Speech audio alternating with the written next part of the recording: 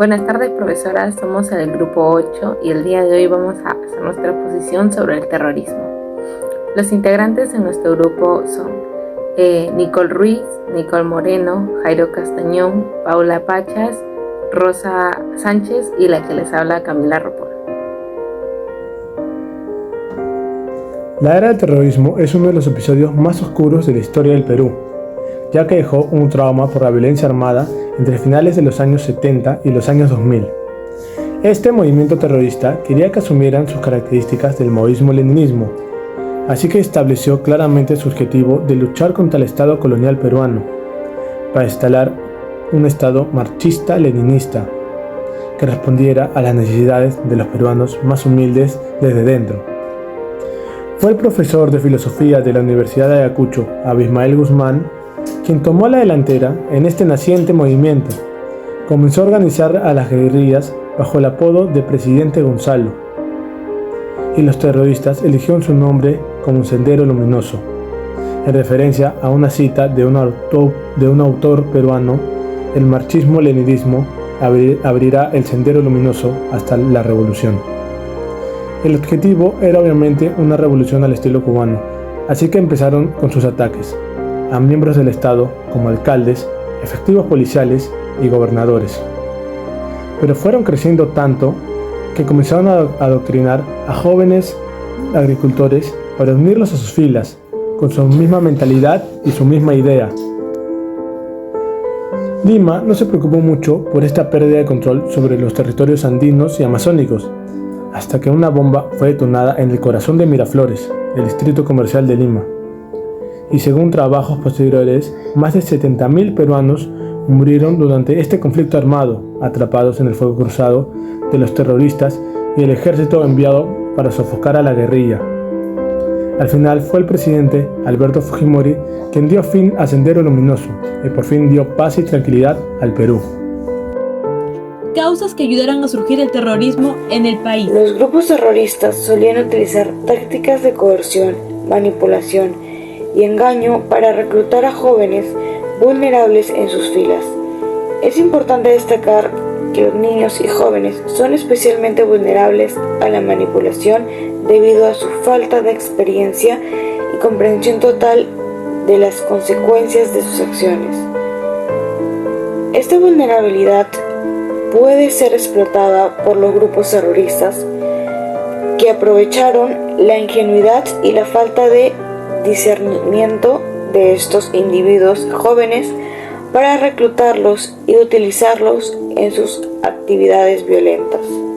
La expectativa de una revolución social, porque había poblaciones de niveles socioeconómicos con la necesidad de transformar radicalmente sus condiciones de existencia. 2. La alianza del APRA con la oligarquía, que fue como una traición y a la vez una pérdida en la esperanza de la llegada de aquellas reformas que cambiarían su situación. 3. El fracaso de Velázquez y el fracaso de los gobiernos militares. Aunque dejó muchos derechos, pero ambos dejaron una crisis económica que volvieron a vulnerar a esta población. 4. La ausencia de autoridades dentro del país, que permitió la inseguridad educativa, es decir, los adoctrinamientos universitarios. También la discriminación y el centralismo muy perpetuos aún. Todos estos factores eran una bomba de tiempo que permitió calar muy rápidamente a Sendero en las poblaciones.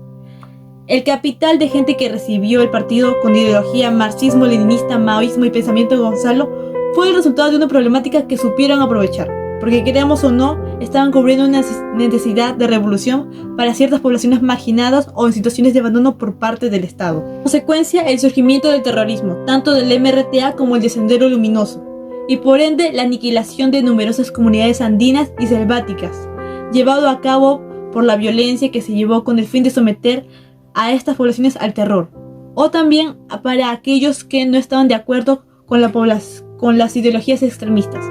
Cabe recalcar que el porcentaje de estas muertes que voy a mencionar también fueron ejecutadas por las Fuerzas Armadas y los grupos paramilitares clandestinos impuestos por ciertos gobiernos.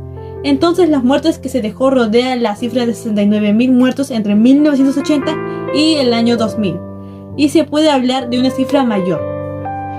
Buenas noches, nos encontramos aquí presentes con el magíster Andrés Suárez Hernández, quien ocupa cargo directivo de una institución educativa pública. Buenas noches, ¿cómo se encuentra? Buenas noches, bien, gracias. Gracias por estar con nosotros. Queríamos hablar sobre un tema muy delicado que estuvo presente en nuestro Perú, sobre todo que fue un gran impacto en la sociedad, el cual es el terrorismo. Según las investigaciones, el terrorismo también fue uno de los factores muy importantes en las instituciones públicas, por ejemplo en las universidades en este caso, sobre todo las nacionales. ¿Cómo usted cree que surgió o fue un impacto en las universidades? Buenas noches. La verdad es que este fenómeno del terrorismo data de los años 80, donde grupos sociales que estaban muy poco favorecidos por el Estado se fueron dando cuenta de que no había un gobierno que los favoreciera, que atendiera sus necesidades. Es por eso que en algunas universidades estatales, sobre todo en la sierra central y sur del país, se va forjando algunas ideas que sientan sus bases en el socialismo, y hay algunos profesores que, guiados por esta corriente filosófica, empezaron a hacer un análisis de la situación en el país, y los grupos menos favorecidos hicieron eco en esos ideales y empezaron a agruparse. Aparecen dos grupos que empezaron a armarse. Ellos son Sendero Luminoso y el Movimiento Revolucionario Tupac Amaru. Estos dos grupos empiezan con su carácter de rebeldía, tuvieron como ideal tomar el poder por la fuerza, pero necesitaban adeptos, necesitaban seguidores. ¿Y dónde encontraron, digamos, ese caldo de cultivo? Es en los grupos menos favorecidos. El día de hoy vamos a hablar con la señora Belinda Vicente sobre el tema del terrorismo. ¿Cuál cree que fue la causa del terrorismo? Para mí fue la ideología que trajo Abimael Guzmán de acá al Perú, desde China, y los introdujo en las universidades, en las provincias y en conjunto con Sendero Luminoso. ¿Cómo afectó el terrorismo su vida? Bueno, en esa época de los 80, el terrorismo estaba en provincias, en Lima, y siempre había pues apagones, siempre volaban una torre y teníamos miedo a salir, había mucho explosiones, le llaman cochebombas en ciertas partes de Lima, y estábamos inseguros realmente porque ya los terroristas habían llegado a la capital y no había seguridad en ninguna parte, en ningún sitio, porque algo podía ocurrir. Incluso en la parte atrás de la vuelta de mi casa había un vecino que, sin darse cuenta, entró un terrorista para poderse esconder, ¿no?